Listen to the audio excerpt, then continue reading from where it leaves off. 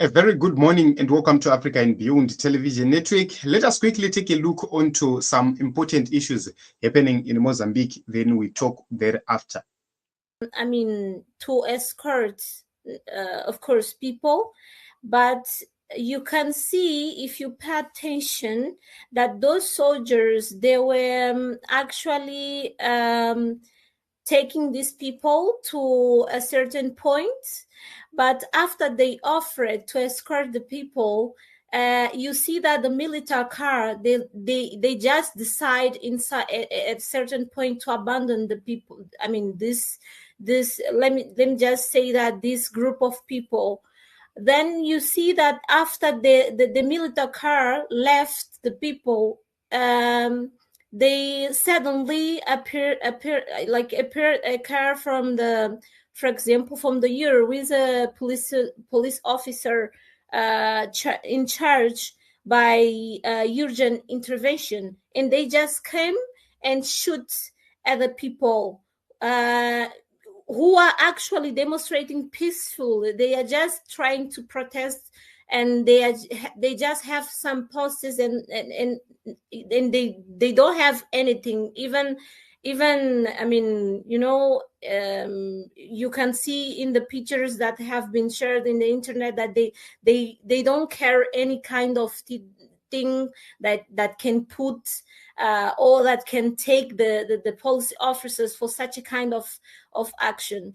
So I will say that this is a tactic, of course, but to not allow people to reach the last point, or to reach, to go to the seats, because you see that all the places that people were not allowed to pass were the certain points that were actually shared as one of the places that people would like to go to protest and express their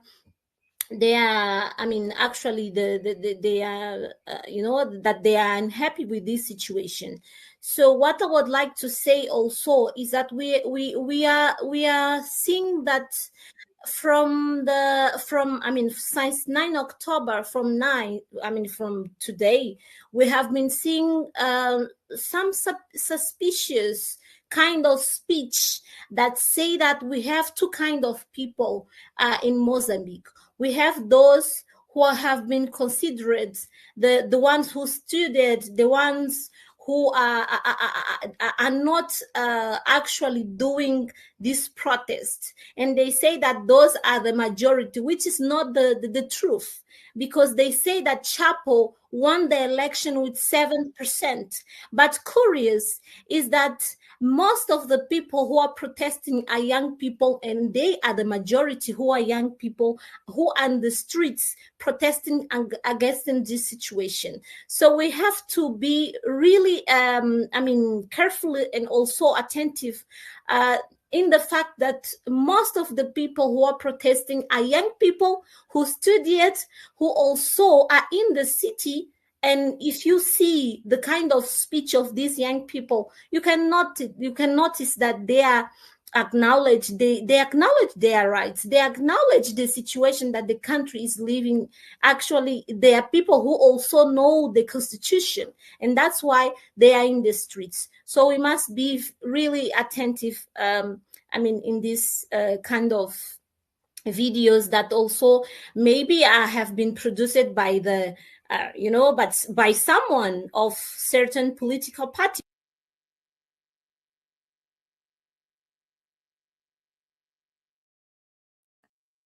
So this is the key information right there. There are people who are believing that the military took people and then dumped them elsewhere where they were shot.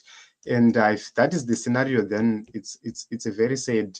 And this was coming from a Twitter space or an X space, which was actually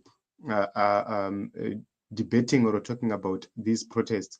So what we need to understand is that things are not are good.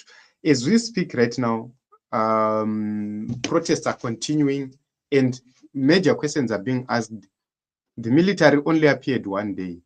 Where is the military now?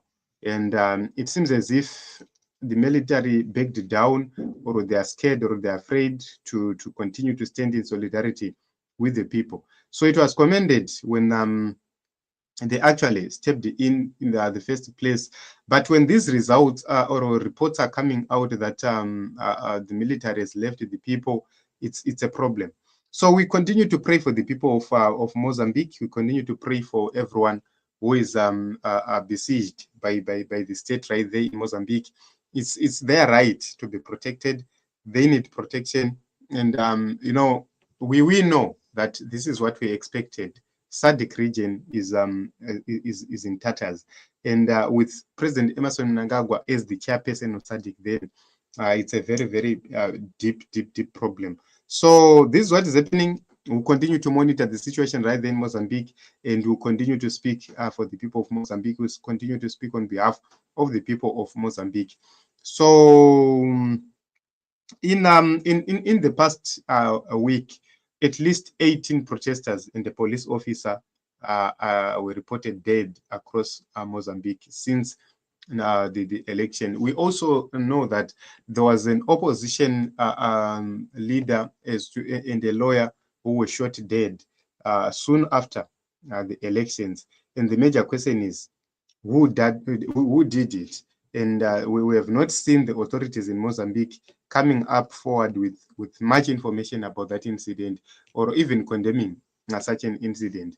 So that is something which is so wrong. So the supporters of Venancio, they're actually hitting the streets, making sure that they protest up until the end the rule of FRELIMO.